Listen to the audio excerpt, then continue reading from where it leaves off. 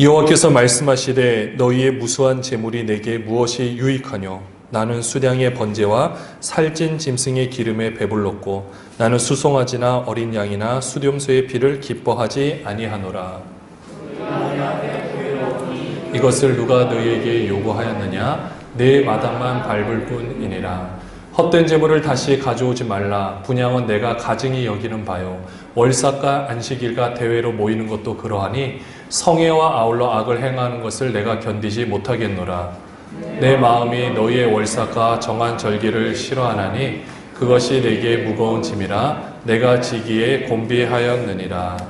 아멘. 오늘 대면 신앙과 비대면 신앙이라는 제목을 가지고 여러분들과 함께 은혜를 나누고자 합니다. 대한민국 기독교 신앙의 특징 중에 하나는 모여야 한다입니다. 왜 모일까요? 예배하기 위해서 모이겠죠. 제일 중요한 것은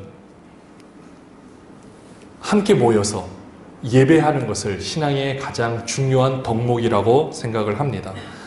새벽 예배부터 수요, 금요, 그리고 주일 저녁. 요즘에는 주일 저녁을 대체해서 주일 오후에 예배를 합니다. 이것뿐만 아니라 한번 장례가 나면요, 참 예배가 많습니다. 기본적으로 임종, 입관, 발인, 하관, 이 네 가지는 기본이고요. 거기다가 혹시라도 우리 고인의 자녀분들이 많으시고 그분들이 각기 다른 교회에서 신앙생활을 할 경우에는 위로 예배들이 그 인원수만큼 추가가 되어져서 예배를 합니다. 이렇게 예배하는 것, 모여서 예배하는 것을 요즘 유행하는 용어로 한번 표현을 해보면요, 요즘 정말 많이 듣고 계시지 않습니까? 대면, 비대면. 비대면을 어마어마하게 많이 듣습니다. 그래서 요즘 유행하는 이 말로 표현을 해보니까 이렇게 모여서 함께 하는 것을 대면이라고 지금 편의상 부르려고 합니다. 대면이라는 뜻은 직접 만나다라는 뜻을 가지고 있는데요.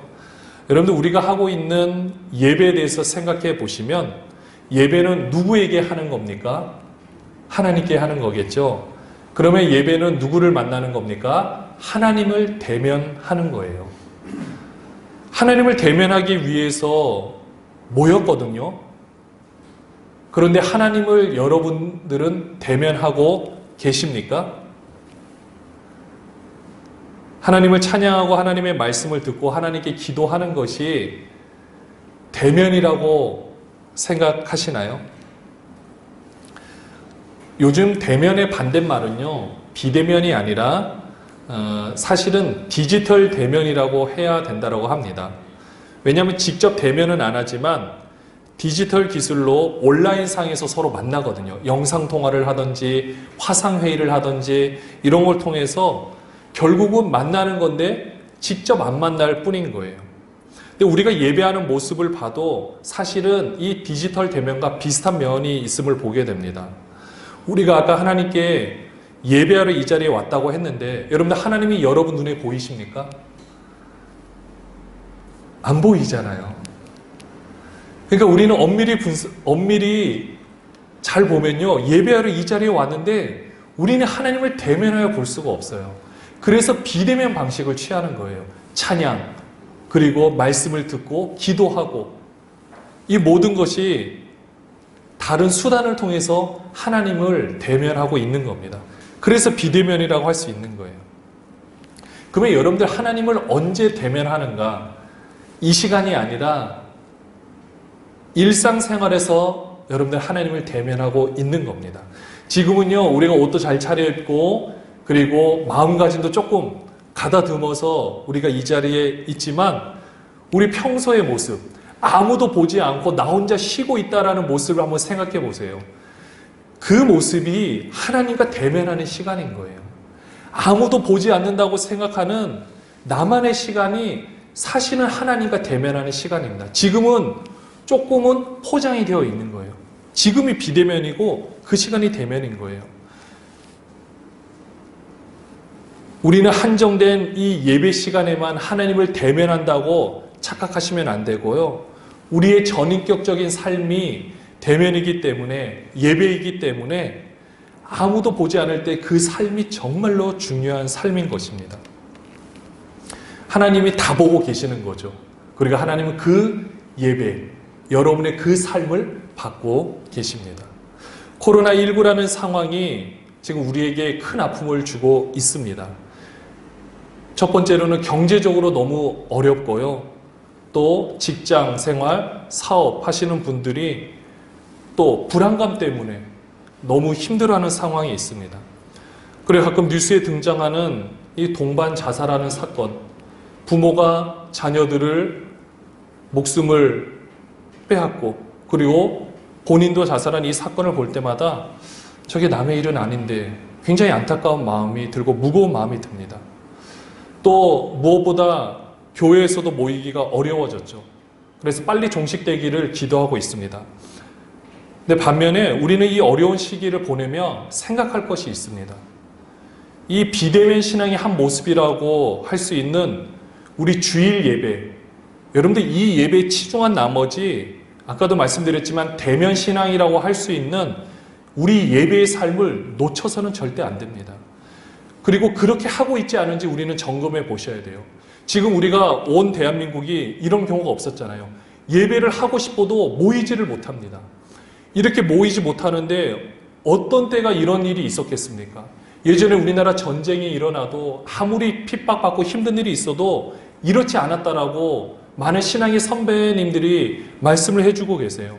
그래서 이 자체를 굉장히 익숙하지 못한 이 상황 자체에 익숙하지 못한 우리 목회자분들도 굉장히 많으십니다. 그러니까 근데 우리가 지금 이것을 겪고 있잖아요. 그러니까 그 모든 일들이 왜 일어났는지는 우리가 감히 다 이야기를 할 수는 없지만 이미 우리가 지금 일어났다라면 우리가 이 상황 속에서 정말로 중요한 이 모여서 예배하는 것만큼 우리 평소의 삶에서 내가 대면하고 있는 나의 모습은 어떠한지를 우리는 한번 재해석하고 새롭게 볼 수 있어야 하는 거예요. 하나님과 비대면하고 있는 우리의 모습을 이제는 정말 대면하는 신앙으로 바꿀 수 있는 절호의 찬스가 바로 지금 이때라는 것입니다. 마지막 기회인지도 모릅니다. 그리 흔치 않은 기회인 거예요. 우리는 이러한 시점에서 오늘 말씀 이사야서에 등장하는 시대상의 모습을 통해 우리는 배울 점이 있습니다. 여러분들 먼저 우리가 읽었던 이사야 1장 11절에서 14절 이 가운데 보면 먼저 배경 설명을 조금 해드리면요.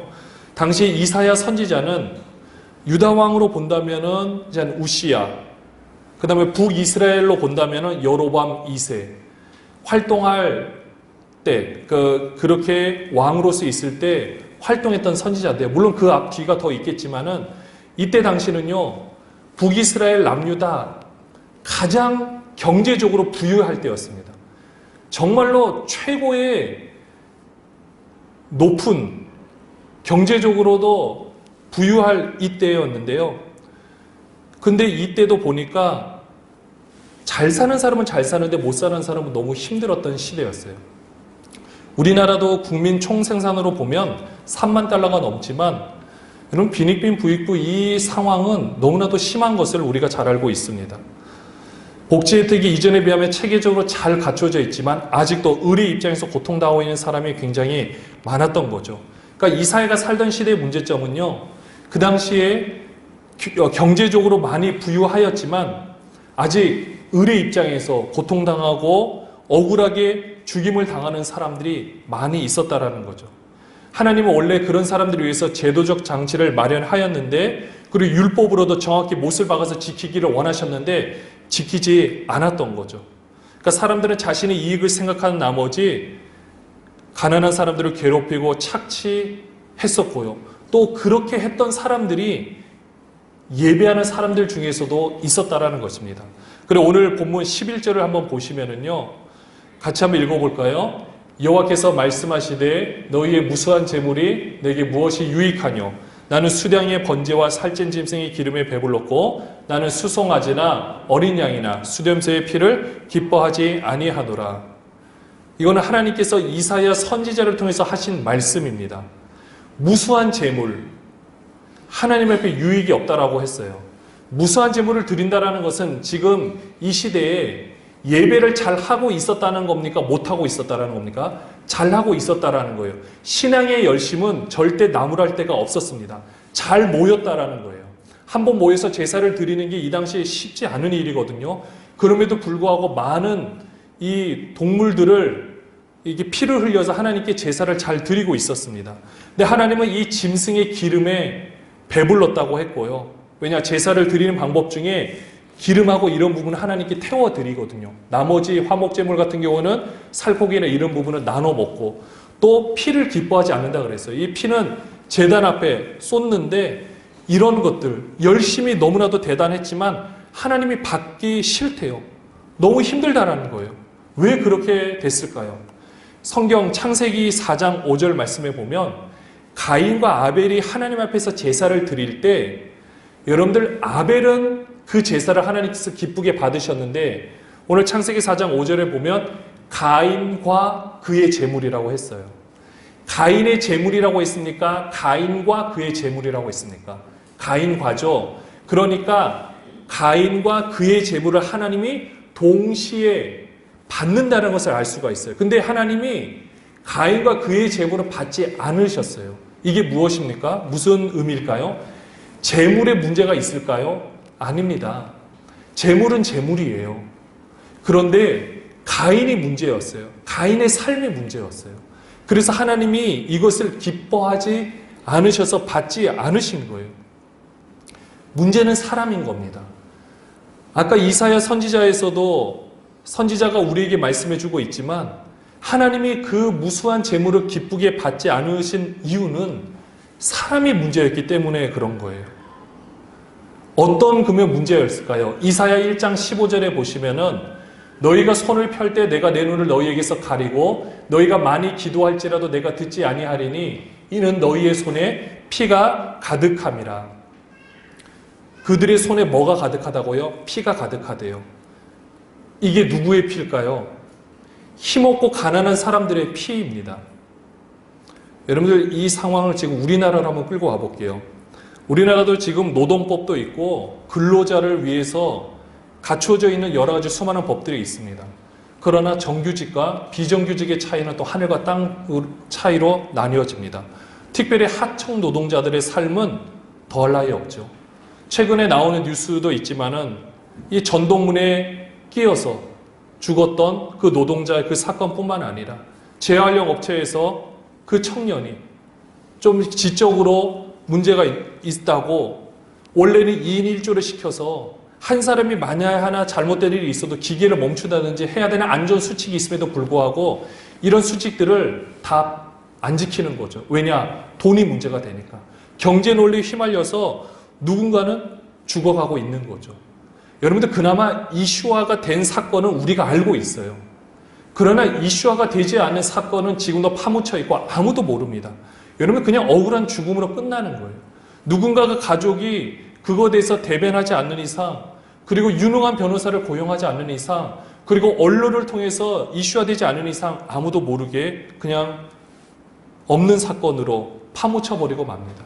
이미 권력의 카르텔처럼 굳어져 있는 이 상황에서 회사나 아니면 동종업계에서 옳은 소리 낼 수가 있겠습니까?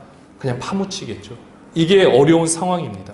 여러분들, 이런 상황이 바로 그 사람들에게 있어서는 피를 흘리는 사건이 되는 거예요. 억울하게 죽어가죠. 하소연하도 누구나 들어줄 사람이 없는 거. 재판을 해도 이길 수도 없고, 이런 안타까운 상황.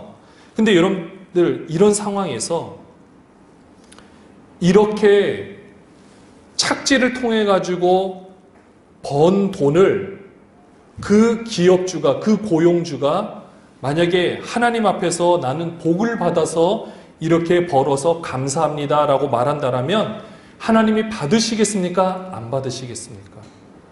답은 뻔합니다. 받지 않으시겠죠. 그래서 하나님이 이 이사야 시대에서도 그것을 너무나도 싫어하는 거예요. 이사야 1장 12절에 보시면 너희가 내 앞에 보이러 오니 이것을 누가 너희에게 요구하였느냐? 내 마당만 밟을 뿐이니라. 이 사람들은요, 지금 그래도 찜찜해서라도 오늘날 우리가 주일날에 물론 그 상황은 다르겠지만 그 당시에도 제사를 안 드리면 뭔가 이상하니까 오긴 와요. 그러나 그 죄악된 행실은 끊지 못하고 있는 겁니다. 그러니까 이런 사람들 보고 이사야 선지자는 내 마당말 밟을 뿐이라고, 은혜 보좌 앞에 나가지도 못하고 그냥 그 자리만 있는 것이라고 이야기를 하고 있는 거죠. 또 이런 사람들의 특징은요, 하나님을 인격적으로 만나는데 제사를 통해서 내가 하나님 앞에 나아간다는 생각을 하지 않고 그 하나님을 이용해서 내가 원하는 것을 이루고자 하는 욕심이 가득한 거예요. 그런 사람들의 모습, 바로 우상을 숭배하는 것처럼 하나님을 대하는 이런 사람들의 모습이 있었기 때문에 하나님은 그 예물을 받고 싶지 않으셨던 것입니다. 이런 사람의 재물은요, 사실 헛된 재물인 거죠. 또 이런 사람들은 자주 모여서 예배하려고 하지만 하나님은 그것을 기뻐하지 않으신다라고 했습니다. 여러분들 13절을 보시면요, 이사야 1장 13절에 헛된 재물을 다시 가져오지 말라, 분향은 내가 가증히 여기는 바요, 월삭과 안식일과 대회로 모이는 것도 그러하니, 성회와부터 같이 한번 읽어볼게요. 성회와 아울러 악을 행하는 것을 내가 견디지 못하겠노라. 네. 성회와 아울러 악을 행하는 것, 이게 키포인트입니다. 하나님이 왜 이 재물을 받지 않으시느냐? 성회와 더불어 악을 행하는 거예요. 재물을 하나님 앞에 제사를 통해서 드리고요, 그것을 성회로 모여서 하나님 앞에 우리가 이 절기로 모여서 우리가 공동체로 하나님 앞에 우리가 이렇게 삶을 살겠습니다라고 제물을 드리는데, 우리의 죄 때문에 제사를 드리는데 더불어 무엇을 행한다고요? 악을 행하는 거예요. 하나님이 이걸 너무나도 싫어하신다라고 말씀해 주고 계신 것입니다. 지금 예배가 잘못됐습니까? 오늘 말씀 잘 보시면요, 문맥상 보면 예배가 잘못된 게 아니에요. 하나님이 예배를 싫어하는 게 아니에요. 지금 이 사람들이 드리는 예배 정성이 부족하기 때문에 예배를 받지 않으십니까? 믿음이 부족하기 때문에, 아니면 열심히 부족하기 때문에 받지 않으신가요? 아닙니다. 오늘도 마찬가지예요. 우리의 정성이 부족해서, 우리의 믿음이 부족해서, 우리의 열심이 부족해서 하나님의 예배를 받지 않으시는 게 아니라는 것입니다. 바로 함께 악을 행하고 있기 때문에, 죄사함을 받아 은혜를 누리고 결단하는 시간이 제사 가운데 이루어져야 되는데, 그렇게 하면서 죄악된 행위를 끊지 않는 이 가증된 모습 때문에 하나님이 이 제사를 받지 않으시고 마음이 너무 무거우시다라는 거예요. 이거를 다른 말로 표현하면 비대면 신앙에, 바로 이 예배 때 충실한 나머지 대면의 신앙 시간을 잘못 보냈기 때문에 나타난 일입니다. 쉽게 표현하면 우리 삶 가운데 우리의 모습이 하나님 앞에 드려질 만한 것이 되지 않기 때문에 우리가 예배를 못하고 있는 상황이 나타나는 거죠. 그러면 해결점은 뭐 있겠습니까? 해결할 방법이 있습니다. 16절에 보시면 같이 읽겠습니다. 너희는 스스로 씻으며 스스로 깨끗하게 하여 내 목전에서 너희 악한 행실을 버리며 행악을 그치고, 스스로 씻으며, 그러니까 단번에 일단 해결을 하고 그 다음에 깨끗하게 하여 지속적으로 성화되어 가는 과정, 계속해서 깨끗이 만들어가는 과정을 통해서 하나님 목전에서 우리 악한 행실을 버리라는 거예요. 이 행실을 버리게 되면, 그리고 행악을 그치라는 것입니다. 어떻게 보면 굉장히 간단한 원리죠. 그러나 이것을 행하기가 참 어려운 것 같습니다. 근데 우리는 이것을 행해야 되죠. 그리고 우리는 어떤 비전을 품어야 되냐면요, 지금 여기 이사야서에 나타나는 문제도 부의 재분배가 제대로 일어나지 않아 고통받고 있는 사람들의 모습을 표현하고 있는데, 지금 우리도 마찬가지 상황인 것 같습니다. 우리가 지금 살아가고 있는 이 시대에 돈이 모든 것을 좌지우지하는 이 시대 가운데 살고 있는데, 그 가운데서 상대적 박탈감으로 우리의 삶을 포기해야 되는 사건들이 일어나는 것이 말이 됩니까? 안 됩니까? 말이 안 되거든요. 근데 그게 말이 되는 것으로 여겨지고 있고, 누군가가 잠재적 피해자가 도처에 지금 널려 있는 게 우리 사회의 현실이라는 거죠. 한번 사업이 망하거나 한번 어떤 것에 실패하게 되면 도저히 재기불능한 이런 이 안타까운 상황, 이런 모든 상황이 이제는 종식되어지고 해결되기를 바라는 그런 마음이 우리로부터 출발되어져야 한다라는 것입니다. 오늘 이 16절 뒤에 보시면요. 이사야 1장 17절에 먼저 이렇게 우리가 이것을 끊고 나서 무엇을 하라고 했느냐. 17절 같이 읽겠습니다. 선행을 배우며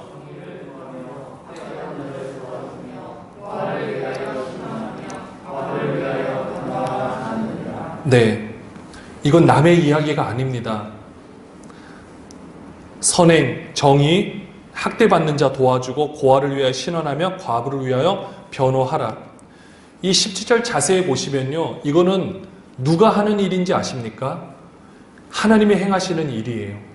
그래서 신명기 10장 18절에 보시면 고아와 과부를 위하여 정의를 행하시며 나그네를 사랑하여 그에게 떡과 옷을 주시나니 라고 하나님이 분명히 말씀하고 있어요.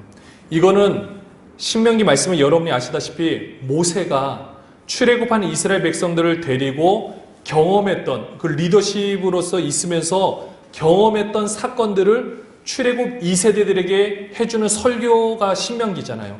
이 신명기 말씀에 나타나는 것은 모세가 경험했던 사건인 거예요. 아, 하나님이 고아 과부를 위해 정의를 행하시고 나그네를 사랑해 그에게 떡과 옷을 주시는구나. 그러면 보이지 않는 하나님이 이 사람들에게 어떻게 이런 일을 행할 수 있겠습니까? 이걸 누구 보라고 누구한테 하라고 했을까요? 사람입니다.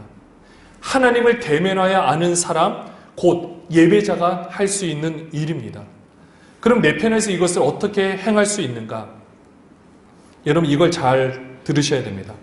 공의의 하나님이 이렇게 움직이시는데 내 편에서 내가 어떻게 실행할 것인가? 이게 우리 인생에서 우리 신앙의 목적이 되셔야 돼요. 지금 하나님이 움직이실 건데 그러면 내가 내 편에서 이것을 어떻게 행할 것인가? 내가 어떻게 하나님의 손과 발이 되어서 움직일 것인가?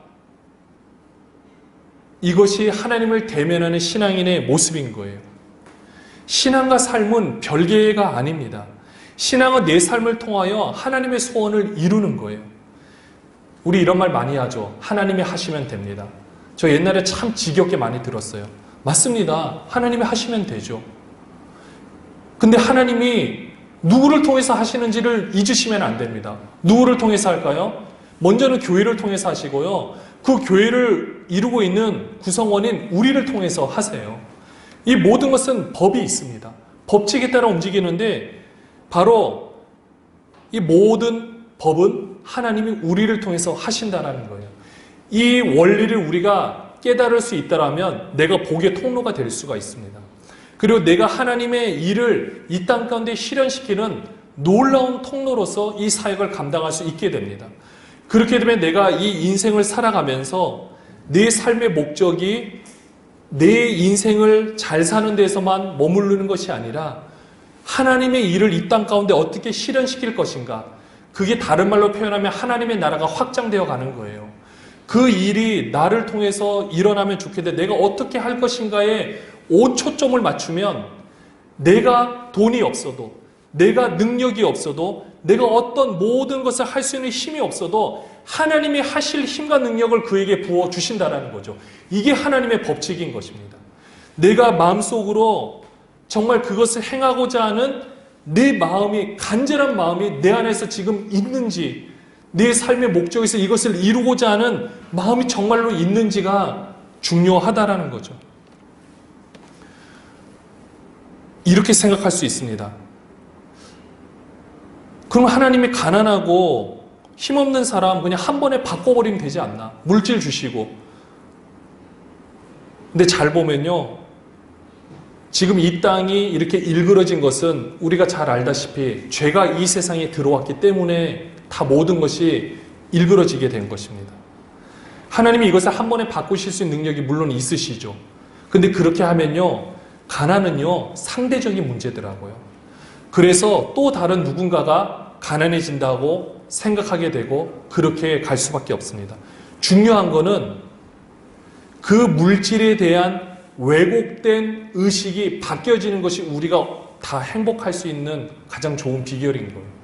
내 삶이 여기서 내가 혹시라도 실수를 해서 그 실수가 도덕적인 실수가 아니라 잘못, 이렇게 사업 투자를 잘못했다든지 이런 힘든 일이 있어도 내가 그리고 어떤 일을 하는데 정말 가치 있는 일이 있는데 물질을 많이 벌지 못한다고 해서 그것이 이게 천한 일이고, 이런 잘못된 인식, 이런 것에서 벗어나는 게 중요한데요. 이것을 하나님께서 누구를 통해 하시느냐? 우리를 통해서 하신다라는 거죠. 하나님은 우리가 이 세상 만물을 바라보면 모든 것이 규칙적으로 대칭을 이루고 있는 이 관계들을 보게 됩니다.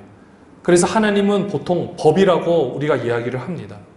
그 어느 것 하나 마음대로 움직여지지 않아요. 일정한 법칙 가운데 움직이고 있습니다. 이런 만물을 디자인하신 그분의 솜씨를 볼 때 모든 것은 법 가운데서 움직여지고 있어요. 그래서 죄가 들어와서 모든 것을 파괴하였을 때 하나님께서 제정하신 법은 죄의 삭은 사망이라 그랬어요. 그럼 원래 우리가 죽어야 돼요. 근데 여러분들, 우리가 안 죽었죠. 하나님이 대신해서 죽으셨어요.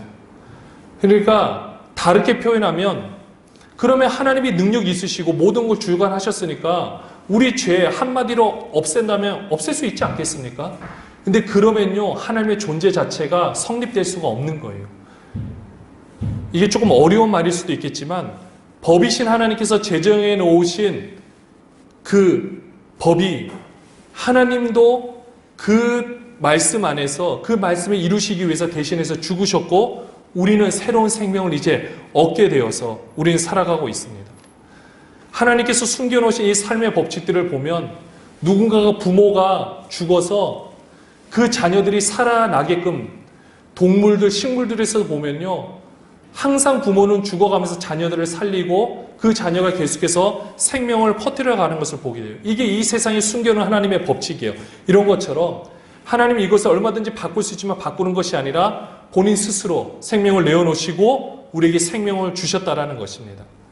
여러분, 하나님을 우리가 이제 정말로 바르게 대면해서 대면 신앙으로 우리가 새롭게 바뀌기를 원하신다라면, 이제는 우리가 이 대면하에서 아는 정도가 아니라 그 하나님이 내 안에서 마음껏 역사하실 수 있도록, 내가 하나님의 심정으로 하나님의 일을 하는 것이 중요하고요. 좀 더 나아가 이제는 내가 하는 것이 곧 하나님이 하시게끔 하는 것이 너무나도 중요합니다. 이것이 진정 예배자의 삶입니다. 이것이 바로 하나님을 바르게 예배하는 것입니다. 우리는 아직도 예배 때 그냥 비대면하는 관계로서 남아있기를 원하십니까? 그리고 이 정도 하면 되겠다라고 생각하십니까? 아니면 이제는 대면하는 신앙을 뛰어넘어 그냥 하나님과 함께 거하는 그런 신앙인으로서 여러분의 삶을 살아가시겠습니까? 이제까지 우리가 성경 공부도 열심히 하시고 신앙생활 열심히 하셨던 모든 부분들을 보시면 알게 모르게 우리는 자꾸 비대면으로 하나님을, 그러니까 하나님이 저기 계시고 나는 여기 있다라고 생각하는 그런 경향이 많았었습니다.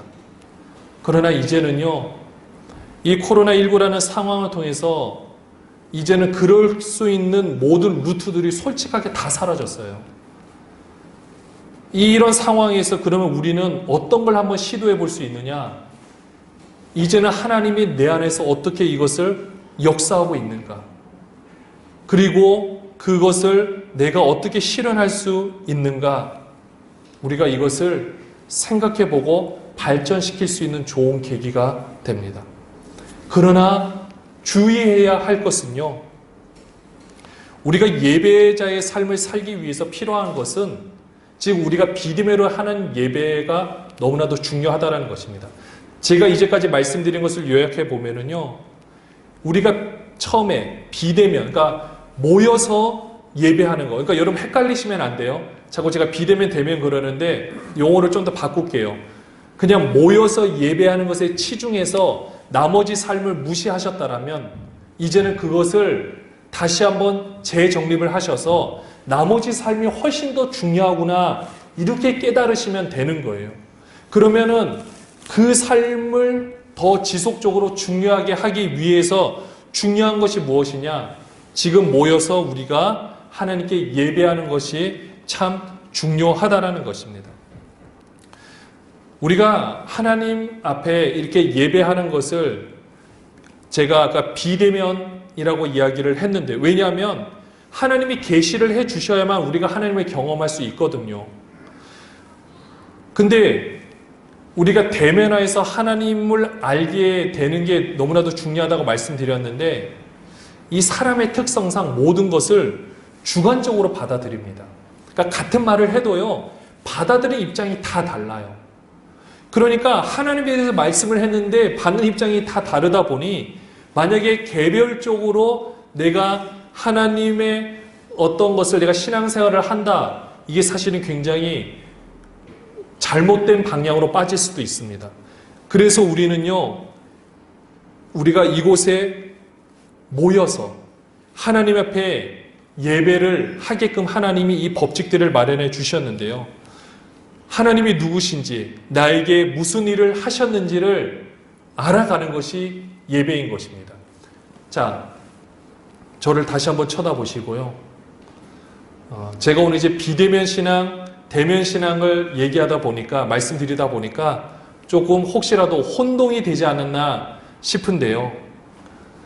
우리가 이 예배 때 모여서 하는 것이 정말로 중요한데, 아까 이사야 말씀을 보면 사람들은 삶을 배제해버리고 여기서 제사하는 것만 충실하는 것을 하나님이 어떻게 하셨어요? 싫어하셨다고 하셨죠.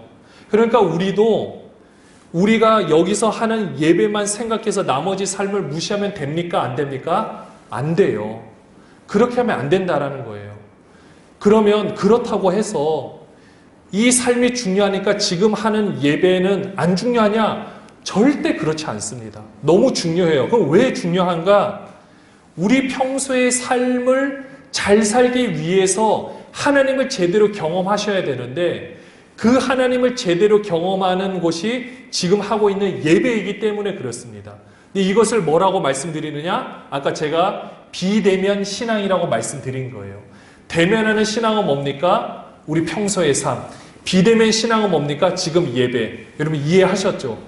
몇 번 이제 반복을 제가 드리고 있는데, 그럼 우리가 이 비대면 신앙이라고 지금 말씀드리는 거는요, 이건 제가 그냥 정의를 한 거예요. 어디 뭐 나와 있는 게 아니라, 하도 요즘에 비대면 대면 이야기를 해서 한번 생각해 보니까, 우리가 하나님을 만나는데 대면하는 것 같지만 사실은 비대면을 통해서 만나는구나, 이걸 제가 경험하고 느껴서 여러분에게 말씀드리고 있는 겁니다.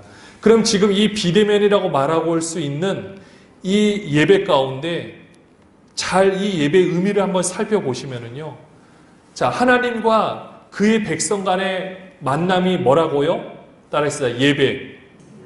예배입니다. 자, 예배는 어떤 행위가 동반이 되느냐? 교제. 따라했습니다. 교제. 예, 교제 행위가 있고요. 이 교제 행위는요, 서로의 뜻을 교환하는 거예요. 서로의 뜻을 교환하는 겁니다. 하나님의 뜻, 여러분의 뜻이 교환이 되는 거예요. 어떤 의미냐면요, 하나님께서 여러분에게 이렇게 와서 했으면 좋겠다라고 여러분에게 자유의지를 주셔서 너희가 선택해라 했는데, 우리는 어떻게 선택합니까? 와서 내가 이렇게 하나님께 꼭 안기면서 내가 하나님께 예배하겠습니다 라고 서로의 뜻이 교환이 되는데, 강제로 너 예배 안 오면 죽이겠어, 이런 게 아니라 자유를 주셨는데도 불구하고 우리가 와서 예배하는 것을, 이 서로의 뜻이 교환이 되면서 이것을 하나의 의식으로 표현하는 것이 오늘 우리가 하고 있는 이 예배라는 것입니다. 그럼요, 이 예배 때 해야 되는 너무나도 중요한 것이 있습니다. 그게 뭐냐면요, 하나님의 임재 앞에서 예배하는 자들, 임재 앞에서 예배하는 자들은요, 우리가 이 예배를 통해서 알 수 있는 게 뭐냐면, 그의 독생자를 통하여 행하신 은혜로운 일. 우리 따라하겠습니다. 그의 독생자를 통하여 행하신 은혜로운 일. 네, 이거를 생각하면서 감사와 찬양을 우리 그에게 표현하는 거예요. 우리 하나님을 찬양하고 감사하잖아요. 교동문 아까 하는 거는, 찬양이라는 것은 사실은 넓은 범주예요. 찬송은 노래, 그 다음에 교동문도 찬양하는 거거든요. 곡조는 안 붙여도 말씀을 통해서, 이런 것처럼 우리가 하나님께 감사하는 것은 우리가 기도하는 거겠죠. 하나님 감사합니다라고 말하고 찬양을 통해서 우리가 지금 표현하고 있는 겁니다. 그러면 이런 표현하는 가장 중심도고, 서로의 뜻이 교환된다라고 했는데, 가장 중심 도구가 뭐냐면요. 설교와 그 다음에 성례, 그러니까 뭐 세례와 성찬과 기도예요. 그러니까 설교를 통해서, 그러니까 제가 하나님의 말씀을 감히 전하는 것이 아니라 저도 하나님의 임재 가운데서 이 말씀을 준비를 하고 여러분의 그 상황과 그 다음에 한국 이 현실의 상황을 저도 삶으로 살아내면서 경험하고 느끼고 또 하나님께 기도하면서 하나님께서 어떻게 말씀하실지를 먼저 저에게 투영시키면서 이것을 연구한 것을 가지고 여러분들 앞에 하나님의 심정으로 말씀을 전하는 것입니다. 그리고 여러분들이 그것을 아멘으로 화답하고 그 말씀을 받아들이시면 여기서 끝나면 됩니까? 안 됩니까? 안 되죠. 그 말씀을 가지시고 이제 우리가 알고 있는 이 세상이라는 상황 가운데서 대면의 삶을 살아내기 위해서 지금 예배를 하고 있는다라는 거죠. 그래서 이 예배는요, 사실은 하나님께서 영으로 지금 우리가 함께 하시면서 또 예전에 참여한 자들, 오늘은 우리 권사님을 통해서 대표기도, 우리 회중기도를 하게 하셨는데 이 기도를 통해서 우리가 서로 함께 느끼고 경험하면서 함께 참여하면서 공유하고 은혜를 함께 나누고 있는 거죠. 여러분 여기까지 잘 이해하셨습니까? 예배는요 이렇게 하는 겁니다. 결국은 쉽게 다시 한번 말씀드리면 하나님이 우리에게 행하신 일을 처음부터 끝까지 예배 순서 안에 다 녹아져 있는 거예요. 그러니까 하나님이 여러분을 초대하신 거예요. 이 예배 자리에 여러분들을 다 초대하셨어요. 초대하셔서 여러분에게 하나님의 은혜를 베푸시는 거예요. 우리는 어떻게 합니까? 그 은혜에 감사하는 마음으로 화답하는 거예요. 그러니까 놓치지 말아야 되는 것은 내가 이 자리에서 하나님 내가 이것을 드리겠습니다. 제사의 개념에서 내 삶과 상관없이 그냥 이사야 선지자가 고백하는 것처럼 그냥 내가 제물을 드린다라는 것이 아니라 온전히 하나님이 초대했을 때만 우리가 이 자리에 올 수가 있다라는 겁니다. 우리는 매 주일마다 이렇게 올 수 있으니까 내 자유의지로 오는 것 같지만 사실은 하나님이 올 수 있게 하지 않으면 올 수가 없어요. 요즘에 코로나19 통해서 우리가 잘할 수 있잖아요. 예전에 한 번도 경험해보지 못했는데 지금 오고 싶어도 올 수 없다니까요. 그런 것처럼 하나님이 우리를 초대하셔서 우리가 이 자리에 오면 무엇을 하느냐? 이 예배 순서들을 통해서 하나님이 우리에게 그 아들을 통하여 행하신 일을 우리에게 알려주시면 감사합니다.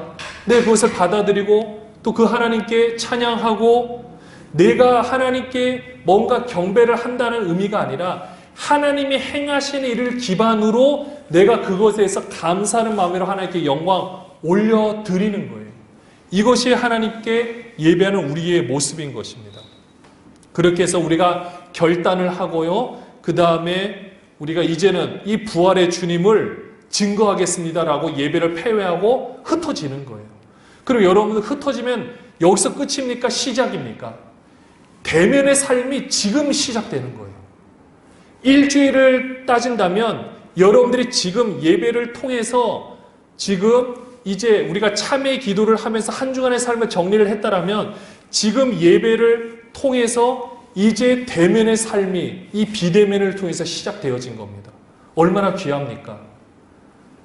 그렇게 해서 여러분의 삶을 살아가는데 아까도 함께 나눴지만 내가 이제는 하나님과 대면하는 자로서 내가 행하는 것이 하나님이 행하시는 일이 된다면 우리가 얼마나 행동이 조심스럽고 또 하나님이 얼마나 우리에게 힘을 부어주시겠습니까? 놀랍지 않습니까? 내 인생을 살아가는데 내가 하나님의 일을 행한다? 이거는요 복 중의 복입니다. 내가 물질을 쓰는데 하나님의 뜻을 이루는 데 쓴다? 놀라운 복인 거예요. 어차피 살아가는 나의 인생에서 내가 직장 생활하고 사업을 하고 모든 일을 감당하는데 내가 거기서 그냥 끝나는 것이 아니라 그 모든 것들이 하나님의 일을 이루는 것이라면 얼마나 복되고 귀한 일이겠습니까? 왜냐? 하나님이 함께 하시니까. 하나님이 힘을 주시니까. 사실 우리가 그것을 믿고 신앙생활 하는 거 아니겠습니까? 대면 신앙과 비대면 신앙은 별거 아닙니다. 대면 신앙은 하나님과 내가 함께 하고 있다는 것을 알고 있는 거고요. 비대면 신앙은 그것의 힘을 공급받기 위하여 예배하는 우리의 모습인 거예요. 중요한 거는 대면 신앙입니다. 그렇지만 비대면 신앙도 중요해요. 그 어느 하나 빠질 수가 없습니다. 다 함께 중요합니다. 사랑하는 여러분들, 또 한 주간의 삶이 오늘부터 이 시간부터 시작됩니다. 복된 삶입니다. 누군가는 살아보고 싶었지만 살 수 없는 날입니다. 이 귀한 날을 지금 하나님 우리에게 시간도 주시고 환경도 주시고 지금 이 코로나19라는 어려운 상황이라서 복음의 문이 오히려 안 열릴 것 같지만 지금은요, 이 온라인이라는 매체를 통해서 열려줄 수 있는 최고의 찬스, 그들의 마음을 하나님 움직이고 있는 이 최고의 기회가 됩니다. 이때 여러분들이 힘을 모아서 우리 교회 사역을 위해서 기도해 주시고 또 부족한 저희 설교를 위해서도 기도해 주시고 우리가 또 여러분들이 행하는 모든 일들이 하나님의 뜻이 이루어지는 데 쓰임받을 수 있도록 기도하시면서 행하신다면 지금의 최고의 기회와 찬스가 지금인 줄로 믿습니다. 우리 같이 행합시다. 우리가 지금은 보잘것없는 것처럼 보일 수 있어요. 그러나 보잘것없는 것이 아닙니다. 세상의 모든 물질의 이론으로 하나님의 일을 하는 것은 아닙니다. 그렇기 때문에 지금 우리는 얼마든지 할 수 있는 이 능력을 우리에게 주셨기에 우리가 한마음 한뜻으로 이 모든 것을 위해서 기도하시면서 아름다운 대면 신앙을 위하여 이 예배 때 비대면 신앙 하나님께 잘 예배하는 여러분들이 되시기를 주님의 이름으로 축원합니다.